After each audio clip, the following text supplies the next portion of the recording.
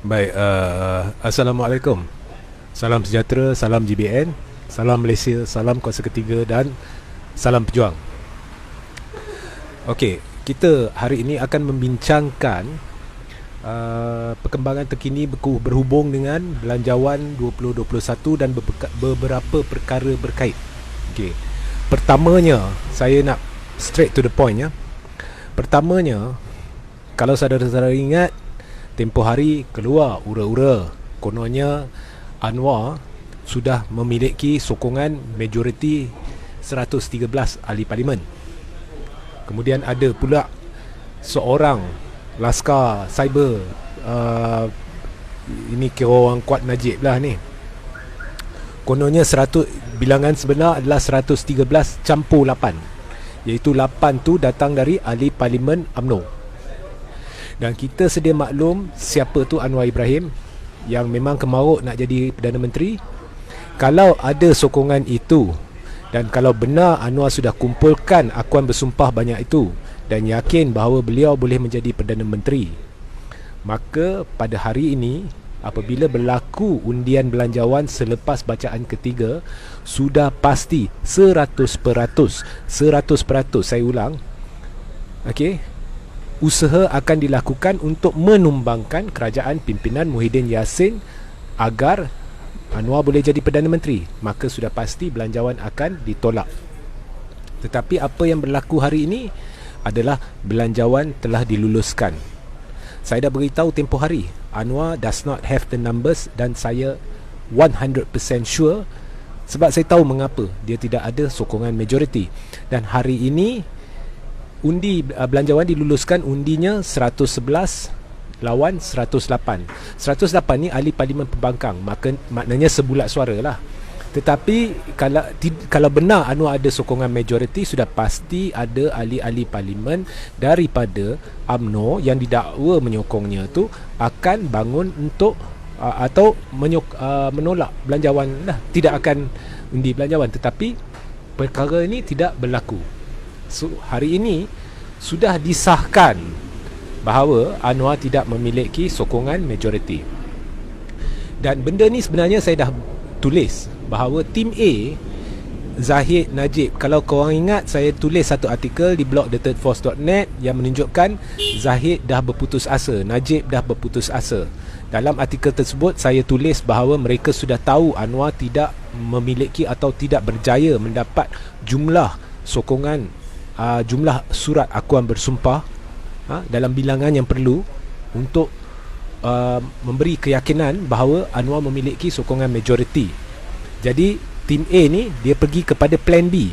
Plan B nya, kalau korang ingat dulu saya pernah bongkarkan, tim A ada dua plan. Plan A adalah sama ada mereka tumbangkan kerajaan pimpinan Muhyiddin Yassin dan ambil alih kerajaan tanpa perlu melalui pilihan raya umum.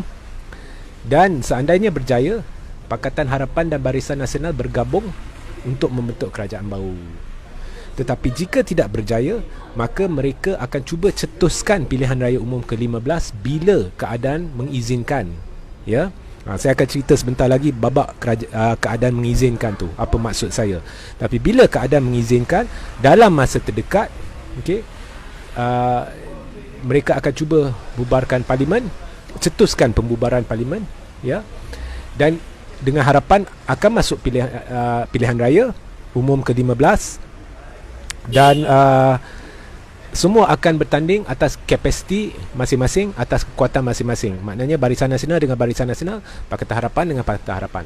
Kemudian selepas pilihan raya, Pakatan Harapan dan Barisan Nasional akan melihat jika jumlah kerusi mereka cukup untuk membentuk satu gabungan kerajaan, dan jika perkara itu berlaku, perjanjian dah dibuat bahawasanya Anwar akan dicalonkan sebagai calon Perdana Menteri. Ini yang saya beritahu. Jadi hari ini sudah terbukti bahawa apa yang saya katakan benar, iaitu Zahid dan Najib memang dah tahu Anwar tidak memiliki sokongan majoriti. Sebabnya kalau Anwar dah berjaya kumpulkan jumlah akuan surat akuan bersumpah 113 campur 8 kononnya tu, Najib, Zahid semuanya akan berdiri, akan tolak belanjawan. Ya, bukan berdiri, akan tolak belanjawan bersama dengan pembangkang. Okey. So Anwar does not have the majority.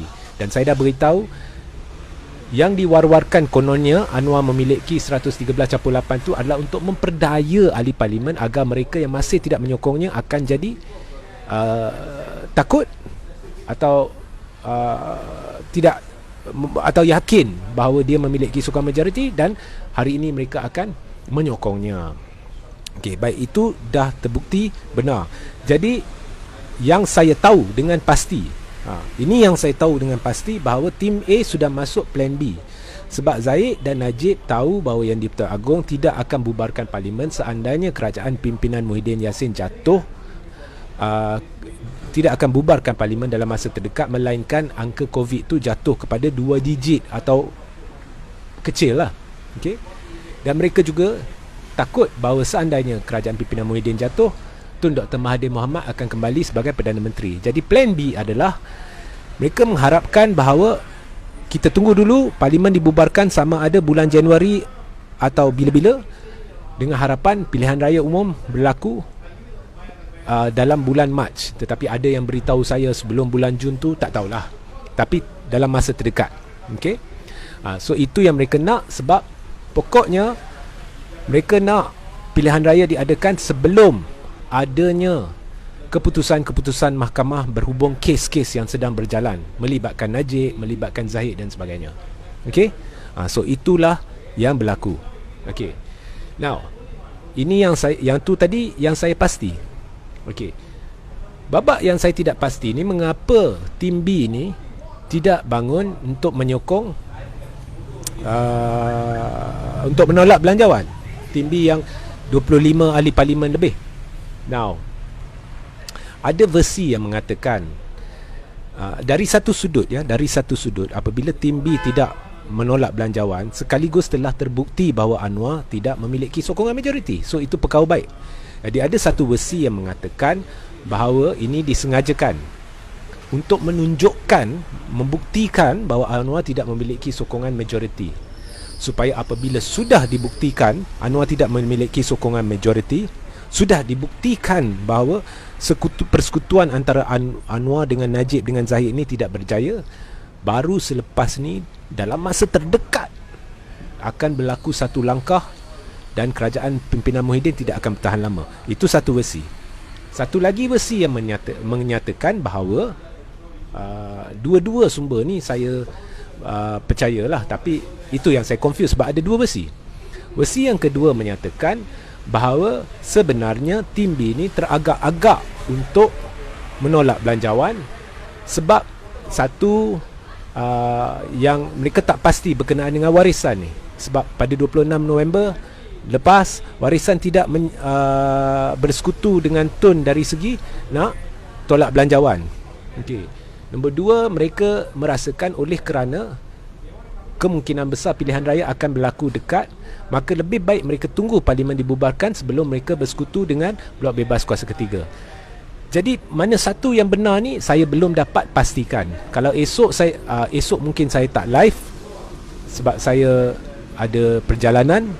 Jadi tapi apa pun, live yang seterusnya apabila saya sudah dapat satu kepastian baru saya akan ceritakan. Okey. Tapi ada dua versi.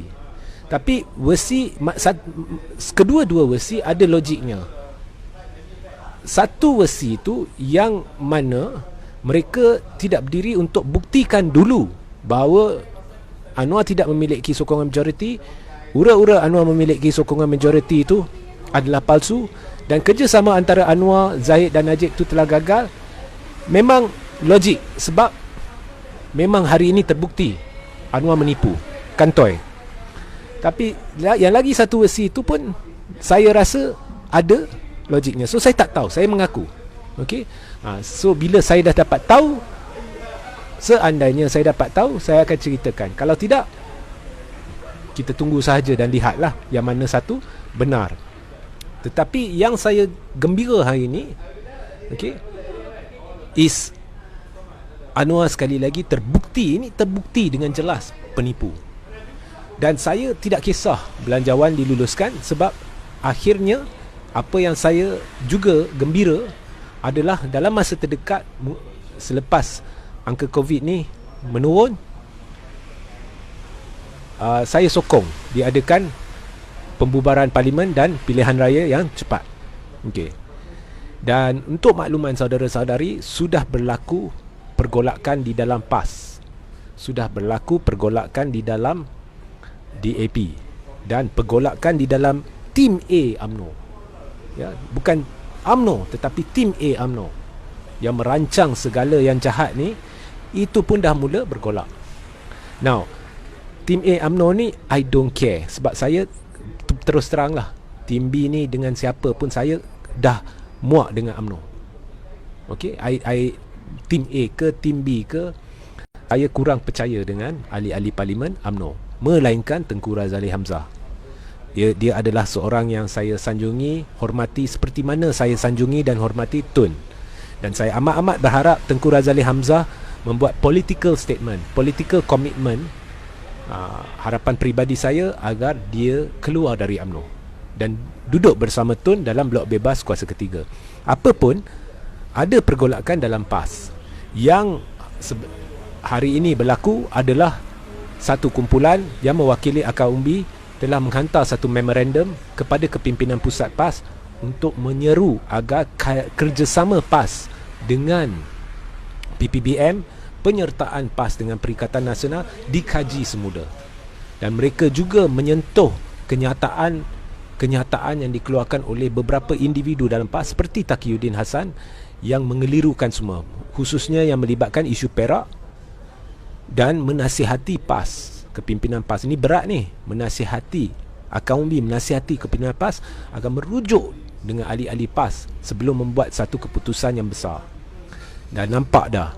Tapi apa yang belum dipaparkan, apa yang belum disuarakan, juga terdapat sekumpulan ulama, akar umbi PAS yang turut meminta untuk kaji semula bagaimana PAS berurusan dengan UMNO. Okey. Dan kumpulan akar umbi ni pernah ada juga menyentuh berkenaan dengan bendera. Mereka nak tahu PAS ni nak guna logo apa untuk PRU 15. Okey. Semua benda yang saya dah sentuh dari dulu lagi. Benda ni akan jadi isu. Saya dah kata dari dulu lagi. Isu bendera, logo mana yang PAS nak pakai akan jadi isu sebelum PRU 15 akan menggusarkan akar umbi. Siapa yang dah lama dengan saya akan tahu bahawa berpuluh kali saya dah sentuh benda ni. Hari ini akar umbi bersuara dan hantar memorandum kepada kepimpinan. Dia tanya, kita nak guna logo apa? Adakah kita guna logo bulan atau adakah kita guna logo perikatan, macam mana? Kaji semula hubungan PAS dengan PPBM. Semua yang saya beritahu jadi kenyataan. Akhirnya yang Laskar Cyber tu semalam tu cerita 113 campur 8, lepas tu hari ini Muhyiddin akan tumbang ni, kau pergi YouTube dia, lihat macam mana dia spin. Okey. Ini angkara siapa? Najib. Okey. Jadi itulah sahaja hari ini saya nak beritahu. Okey. Dan sehingga kita jumpa live seterusnya, mungkin esok, mungkin lusa, saya tak tahu. Dalam minggu ni anytime saya akan bergerak. Jadi sehingga kita berjumpa lagi lah, ya. Jangan lupa sebentar lagi saya akan letak link kepada saluran Telegram saya dalam ruang komen. Jadi sertailah, tolonglah cari dan sertailah saluran Telegram saya sehingga kita berjumpa kemudian hari. Assalamualaikum, salam sejahtera, salam GBN, salam Malaysia, salam kuasa ketiga dan salam pejuang.